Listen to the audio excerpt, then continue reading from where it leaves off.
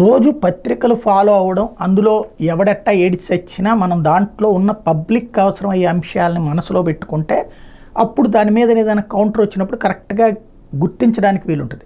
Land titling act గురించి మొన్న పవన్ కళ్యాణ్, చంద్రబాబు మాట్లాడుతున్నప్పుడు నేను చెప్పా, అది కేంద్ర ప్రభుత్వానికి సంబంధించిన పథకము, అది వాళ్ళు దేశవ్యాప్తంగా అమలు చేయాలనుకున్నారు. డిజిటల్ రిజిస్ట్రేషన్స్, తర్వాత అప్గ్రేడెడ్, ఇవన్నీ కూడా వాళ్ళు చెప్పినటువంటిదే అని. సరే, వీళ్ళకి అది ఇంతవరకు ఆన్సర్ చేసుకోవడం కుదరదు. ఇవాళకి జగన్ టీం అనాలా, లేకపోతే జగన్ వాళ్ళ పేపర్లో అయితే రాసుకొచ్చారు ల్యాండ్ టైటిలింగ్ చట్టం చేయాలని అసలు చెప్పింది కేంద్రమేనా, రాష్ట్రంలోని ప్రజలకు ఆస్తులకు భద్రత కల్పిస్తూ జగన్మోహన్ రెడ్డి ఇదంతా చేస్తారు అని చెప్తూ అసలు టైటిల్కి సంబంధించి ప్రస్తుతం బ్రిటిష్ హయాంలో రూపుదిద్దుకున్న భూ రికార్డులే ఇప్పటికే అమల్లో ఉన్నాయి. బ్రిటిష్ వాళ్ళు భూమి శిస్తు వసూలు కోసం భూ రికార్డులు తయారు చేశారు. ఆ రికార్డులతో భూ యజమానులకు ఊహాజనిత హక్కులే ఉన్నాయి. దీనివల్ల ఎవరైనా ఎప్పుడైనా ఆ హక్కుల్ని సవాల్ చేసే పరిస్థితి నెలకొంది. అందుకే ఖచ్చితమైన హక్కులు ఇచ్చేలా టైటిల్ గ్యారంటీ చట్టాన్ని తేవాలని 40 ఏళ్లుగా దేశంలో ప్రయత్నాలు జరుగుతున్నాయి. కేంద్రంలో ఎన్డీఏ ప్రభుత్వం వచ్చాక ఖచ్చితమైన హక్కులతో ఆధునిక భూ రికార్డులు తయారు చేయాలనే ఉద్దేశంతో ల్యాండ్ టైటిలింగ్ చట్టాన్ని ప్రతిపాదించింది. అన్ని రాష్ట్రాలు అమలు చేయాలని సూచించింది. దాని ప్రకారమే రాష్ట్ర ప్రభుత్వం నూతన చట్టాన్ని రూపొందించింది.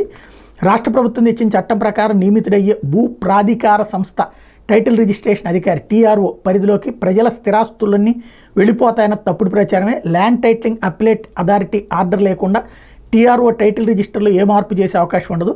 టీఆర్ఓ ప్రజల ఆస్తి హక్కుల టైటిల్ రిజిస్టర్ మాత్రమే నిర్వహిస్తారు. అప్లేట్ అథారిటీ ఇరు పార్టీల వాదనలు విన్న తర్వాత ఆర్డర్ ఇస్తారు. ఈ అధికారి జాయింట్ కలెక్టర్, అంతకంటే పై స్థాయి అధికారి మాత్రమే ఉంటారు. నిజానికి అప్లేట్ అధికారి ఆర్డర్ ఇచ్చాక కూడా టైటిల్ రిజిస్ట్రేషన్ అధికారి నేరుగా దాన్ని రిజిస్టర్లో మార్పు చేయలేరు.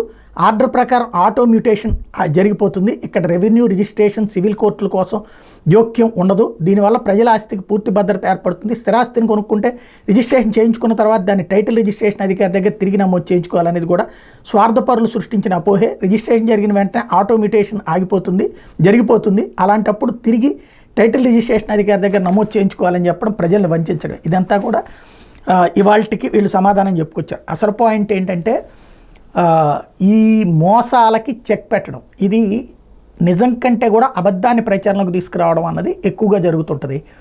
ల్యాండ్ టైటిలింగ్ యాక్ట్ అన్నటువంటిది రాకపోతే ఇప్పుడు ఒకే దానికి 10 రిజిస్ట్రేషన్లు జరుగుతున్నాయి. ఒకడేమో ఎకరాల లెక్కన రిజిస్టర్ చేస్తాడు, ఒకడికి ఇంకోళ్ళకేమో కుంటల లెక్కన రిజిస్ట్రేషన్ చేస్తాడు, ఇంకోళ్ళకేమో చదరపు అడుగుల లెక్కన రిజిస్ట్రేషన్ చేస్తాడు. చక్కగా జరిగిపోతుంది. అన్యాయం అయిపోతున్నారు జనం. అలాంటి వాటికి చెక్ పెట్టేటటువంటి వ్యవహారాన్ని ఇప్పుడు చెడగొట్టే ప్రయత్నం జరుగుతుంది అంతే.